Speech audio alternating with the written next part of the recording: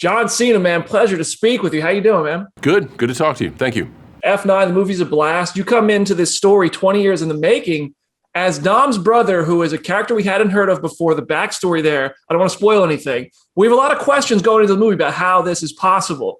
When you were cast as Jakob Toretto, what were the questions you were asking to Justin Lin and Vin Diesel about how this story is going to work out? Basically the same questions that people flooding to the theaters to see F9 have. And I think that's great because if I was asking different questions, the information we give moviegoers would be a little bit confusing. So like, first and foremost, how does this happen? Why are we finding out about it now? What's the importance of this character? What would make you make such a bold decision to attach the name Toretto to a character that's invited in the 9th installment, and why haven't you looked at this before? All of these questions that are answered in F9 are the general legitimate questions that not only I had, but Justin and Vin had as well.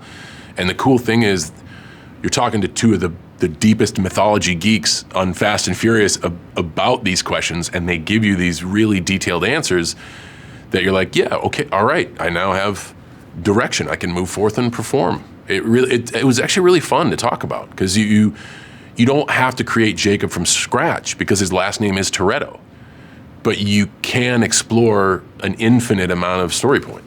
Yeah, I'll say it comes together in a pretty surprisingly fitting way. It works out really nicely.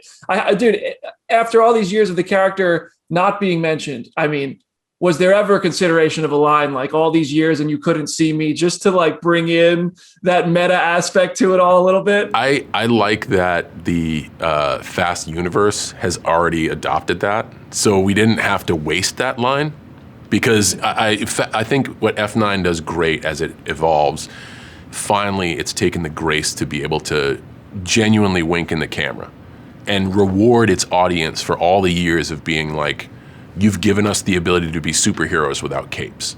And it's starting to encourage that we're all in on it and we're all enjoying it together. But I think in the introduction of a character so pivotal and so dramatic, I think one of those lines it just probably wasn't the right place for it. So I'm glad that the F9, the Fast universe has come up with that on their own, because we didn't need to say it. Yeah, it could take you out a little bit. Obviously, The Rock is a part of this franchise as well. If that comes together, if Hobbs and Jakob cross paths, I mean, speaking of meta, are the moves going to come in? You think a rock bottom, an attitude adjustment, things like that, which have appeared in the franchise already? Like, what would that be like to go from the ring to the acting? Well, you know, I'm definitely not high in the decision-making ladder in that process. So I'm a dreamer just like you.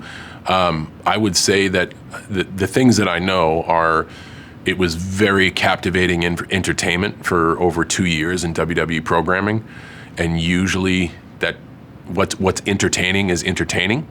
So I'd like to see it. Well, like I said, I'm pretty low on the decision-making ladder in that. I hear you, man. And the last thing for you really quickly, I can't wait to see you in the Suicide Squad. Have you seen the movie yet? Does John Cena have a review, even if it's a little bit biased? No. I've absolutely seen the movie. Well, come on, what did you think? Is it amazing? You are not ready. Oh, I can't wait. All right, I got to let you go. All I have to say about that, and people will understand.